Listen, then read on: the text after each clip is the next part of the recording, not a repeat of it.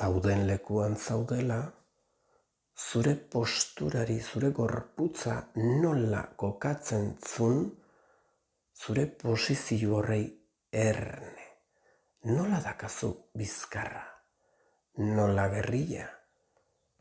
Postura egokian du, zure osasuna zaintzen du dakazun postura horrek.